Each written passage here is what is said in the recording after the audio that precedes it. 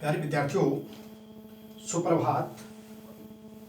आज हम अध्याय 3 वैद्युत रसायन के प्रकरण 6 विद्युत कोश यानी बैटरी पर चर्चा करेंगे। प्रकरण को समझने के लिए वीडियो को ध्यान से देखिए। सबसे पहले आपको ये समझाते हैं कि बैटरी यानी विद्युत कोश क्या होता है। प्रिय विद्यार्थियों, विद्युत कोश दो या दो से अधिक सेलों के संयोजन की एक ऐसी युक्ति है, ऐसा सिस्टम है जो रासायनिक ऊर्जा को, उसके अंदर जो भी केमिकल है, रसायन है, पदार्थ है, रासायनिक ऊर्जा को विद्युत ऊर्जा में परिवर्तित करती है।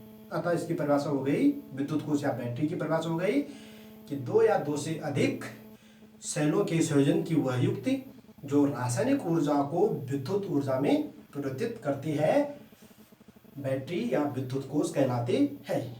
प्रिय विद्यार्थियों, बैटरियां दो प्रकार की होती है सामान्यतः, एक प्राथमिक और दूसरी द्वितीयक। प्राथमिक बैटरी का मतलब है कि जो एक बार प्रयोग करके दोबारा प्रयोग में नहीं लाई जा सकते, वन टाइम यूज जिसे हम कहेंगे। तो इनको एक बार प्रयोग करके जब ये विआवेशित हो जाती है, आवेशहीन हो जाती है, तो इनको हम फेंक देते हैं, यूज एंड थ्रो जिसे हम कहते हैं। और क्योंकि केवल एक ही दिशा में चलते, केवल डी आवेशन होता है इनका, वही आवेशन जिसे हम कहेंगे, इसलिए इसे अनुत्क्रमणीय बैटरियां भी कह देते हैं। जैसे शुष्क सेल जो हमारे रेडियो ट्रांजिस्टर में लगे होते हैं, घड़ी में लगे होते हैं। दूसरा मरकरी सेल, ये श्रवण यंत्रों में लगा होता है, छोटा सा होता है और हाथ की घड़ियों में लगा होता है। द्वितीय प्रकार की जो बैटरियां होती हैं, ये द्वितीय कहलाती क्योंकि ये एक बार डिस्चार्ज होने के बाद इन्हें पुनः हम चार्ज कर सकते हैं और फिर डिस्चार्ज कर सकते हैं। कई बार इस चक्रण को अपना सकते हैं, क्योंकि चार्ज और फिर डिस्चार्ज और डिस्चार्ज के बाद फिर चार्ज हो सकते हैं, इसलिए इनको उत्क्रमणीय बैटरियां भी कहते हैं। यानी चार्ज और डिस्चार्ज दोनों दिशाओं में रिएक्शंस होती है, चार्ज और डिस्चार्ज की। और क्योंकि दो बार, तीन बार, कई बार यूज में आ सकती है, इसलिए इसे द्वितीयक बैटरी भी कहते हैं। और इनमें हम इलेक्ट्रॉनों को स्टोर कर सकते हैं, जमा कर सकते हैं, इसलिए संचय कर सकते हैं, इसलिए इसे संचायक बैटरी भी कहते हैं, स्टोरेज बैटरी भी कहते हैं। इसका सबसे बेस्ट एग्जांपल है लेड संचायक बैटरी, जो कि वाहनों में प्रयोग की जाती है। सभी टू व्हीलर से लेकर के बड़े बड़े वाहनों में प्रयोग की जाती है। और इसका दूसरा उदाहरण है निकिल कैडमियम सेल। तो प्यारे विद्यार्थियों, आप समझते हैं कि ये बैटरी और सेल किस प्रकार से, जिसका आपने यहाँ पर आप विवरण दिया है, किस प्रकार से रासायनिक ऊर्जा को विद्युत ऊर्जा में बदलती है, इसका हम यहाँ पर अध्ययन करेंगे। प्यारे विद्यार्थियों, किसी भी बैटरी में, किसी भी सेल और बैटरी एक ही चीज हुई, किसी भी सेल में या बैटरी में दो चीजें आवश्यक होती हैं। एक तो इलेक्ट्रोड, क्या होते हैं, पहला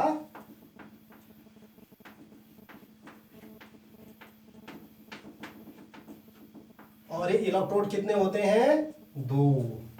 एक होता है एनोड, दूसरा होता है कैथोड।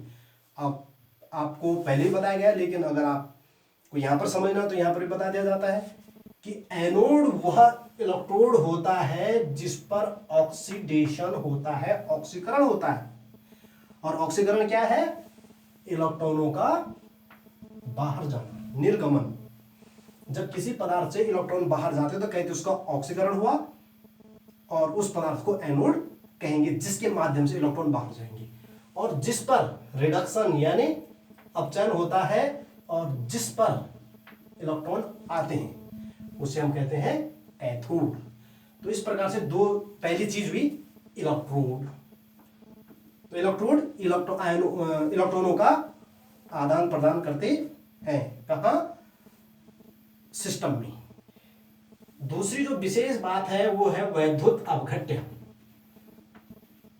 वैद्युत अपघट्य, यहां इसी वैद्युत अपघट्य का आयनन होता है सेल में, बैटरी में, और ये विपरीत आवेशित इलेक्ट्रोड की ओर इलेक्ट्रॉन लेकर जाते हैं, इलेक्ट्रॉन लेने के लिए जाते हैं। प्लस आवेशित कैथोड की ओर जाता है और माइनस इलेक्ट्रॉन वाला वो एनोड को जाता है कि इलेक्ट्रॉन दे सके और ये वाला ले सके। आप यहाँ पे देख रहे हैं कि दे रहा और ये ले रहा है, इधर से घुमा के आ जाए बस। तो थोड़ा सा इसका प्रिंसिपल और सिद्धांत को समझना है। फिर अब हम इसका अनुप्रयोग चारों जो हमने सेल दिए हैं, दोनों प्रकार के चारों सेल और बैटरियां, इसमें अप्लाई करते हैं किस प्रकार से ये कार्य करती हैं, कार्यविधि करती हैं। तो प्यारे विद्यार्थियों, पहला शुष्क सेल जो है वो है लैक्लाक्स सेल है, शुष्क सेल, पहला प्राथमिक सेल। और इसमें वैद्युत अपघट्य हमने प्रत्यय में लिख दिया अमोनियम क्लोराइड होता है। तो किस प्रकार रिएक्शन से होती है, बहुत इजी, इलेक्ट्रॉन देना और लेना है बस। तो इसमें एनोड होता है जिंक, और जिंक क्या करता है, 2 इलेक्ट्रॉन देकर के जिंक डबल पॉजिटिव आयन में बदल जाता है और साथ में क्या निकालता है, 2 इलेक्ट्रॉन। तो यहां पर ऑक्सीडेशन हो रहा है और ये इलेक्ट्रोड कौन सा होगा, एनोड होगा। क्लियर। अब कैथोड की बात करें, कैथोड यहां पर होता है कार्बन की छड़ यानी ग्रेफाइट के रूप में होती है। ग्रेफाइट की छड़ पर लेप लगाया रहता है मैंगनीज डाइऑक्साइड का, और यह मैंगनीज डाइऑक्साइड वैद्युत अपघट्य अमोनियम क्लोराइड के अमोनियम आयन के साथ क्रिया करके इलेक्ट्रॉन को ग्रहण करते हैं, और जब इलेक्ट्रॉन को ग्रहण करते हैं तो प्राप्त होता है MnOH प्लस NH3 और ये निकल जाता है बाहर, उड़ जाती है, प्रवाहित हो जाती है। प्रिय विद्यार्थियों, ये कभी भी ध्यान रखना है कि यहाँ 2 इलेक्ट्रॉन दिए गए और लिया गया इलेक्ट्रॉन। मैंने 2 इलेक्ट्रॉन दिए और आप 1 इलेक्ट्रॉन लेंगे, ऐसा संभव नहीं है। आपको 2 इलेक्ट्रॉन लेने पड़ेंगे, चाहे 2 विद्यार्थी लेंगे। तो यहाँ पर ये हो रहा है, इस पूरी रिएक्शन को एक ब्रैकेट में लेकर के इंटू 2, ये ध्यान रखना है कि अपचयन और उपचयन यानी ऑक्सीडेशन और रिडक्शन में इलेक्ट्रॉनों का आदान प्रदान बराबर होना चाहिए। कम ज्यादा होता तो उसको उचित संख्या से गुणा करके बराबर करते हैं, और तब हम लेते हैं समग्र सेल अभिक्रिया। ये अर्ध सेल अभिक्रियाएं हैं कैथोड एनोड की। इस समग्र सेल अभिक्रिया में क्या हो रहा है, जिंक, कोई कॉमन चीज हो तो कट जाएगी, यहां पर 2 इलेक्ट्रॉन्स कट देगा। एक एरो के दाएं तरफ है, एक एरो के बाईं तरफ है। Zn plus MnO2 plus NH4 positive tends to Zn double positive plus MnOH plus NH3, पूरा नहीं हुआ, थोड़ा हमें 2 से भी गुणा करना है। Zn ओके, MnO2 इंटू 2, तो क्या हो जाएगा 2, ध्यान देना है। फिर अमोनियम भी क्या हो जाएगा 2, फिर Zn एक ही रहेगा, MnOH के आगे भी 2 लग जाएगा और NH3 के आगे भी 2 लग जाएगी। समग्र अभिक्रिया हो गई। अब क्या होना है, एनोड से कैथोड की ओर इलेक्ट्रॉनों का अभिगमन शुरू हो गया। ये देख रहे हैं आप, ये दे रहा है और ये ले रही है। तो यहां पर अगर हम बीच में एक बटन जिसे हम की कहते हैं और एक बल्ब या अन्य कोई स्रोत, हीटिंग का ले सकते हैं हम, लाइटिंग के अलावा, उसको जोड़ दें तो आवश्यकता के अनुसार ये एनर्जी, विद्युत ऊर्जा का रूप जो है, इलेक्ट्रॉनों का परिवहन, गमन, ये विद्युत धारा है, और इसका प्रयोग हम लाइटिंग, हीटिंग और मैकेनिकल यानी मशीन के चलाने को भी कर सकते हैं। दूसरा सेल प्यारे विद्यार्थी प्राथमिक, एक बार जब इसकी रिएक्शन पूरी हो जाती है, जब सब जड़न टूट जाता है, तो क्या होता है, फिर ये वापस नहीं हो सकता, बैक नहीं आ सकता, इसलिए इसे हम फेंक देते हैं। दूसरा जो मरकरी सेल है वो इस प्रकार से एनोड जिंक अमलगम का होता है इसमें, और यह 2OH नेगेटिव आयंस के साथ रिएक्शन करता है।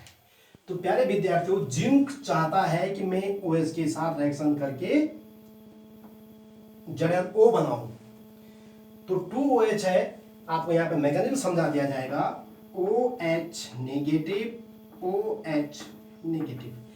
क्या होता है, इनके बीच में सिंगल सिंगल बॉन्ड है।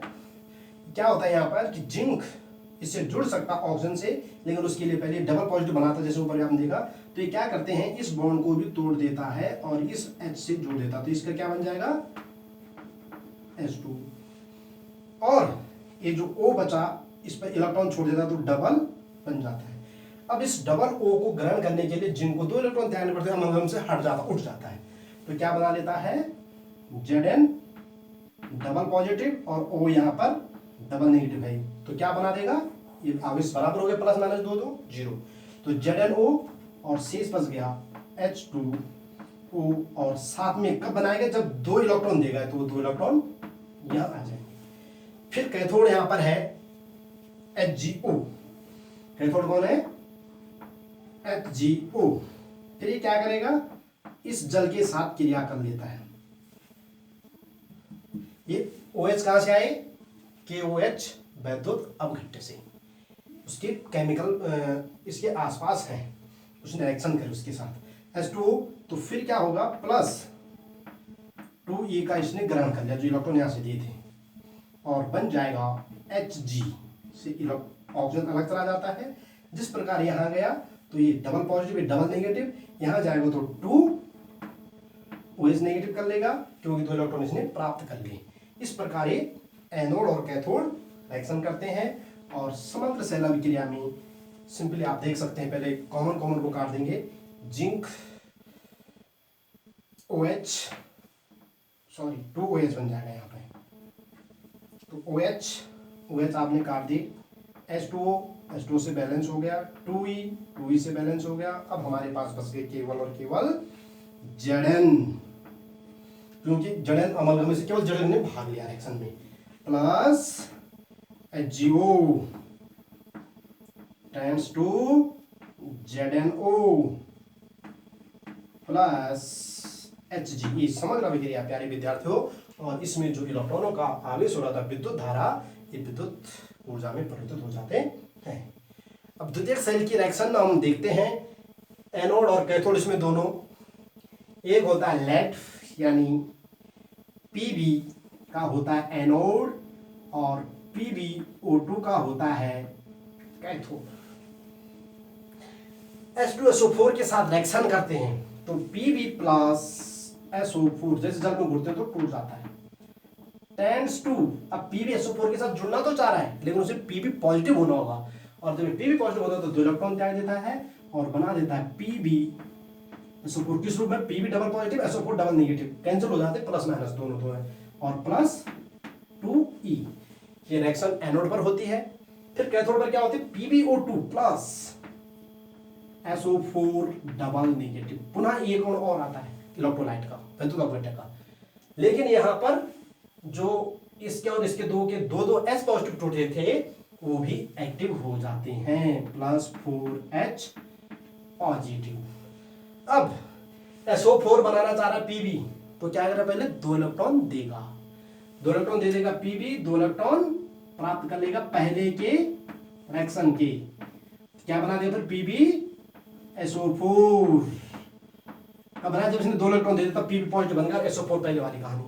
फिर क्या होगा, अब 2 इलेक्ट्रॉन और 2 4 इलेक्ट्रॉन ये H पॉजिटिव ले लेंगे, और इस ऑक्सीजन 2 ऑक्सीजन को ग्रहण करके क्या बना लेंगे, 2H2O प्लस।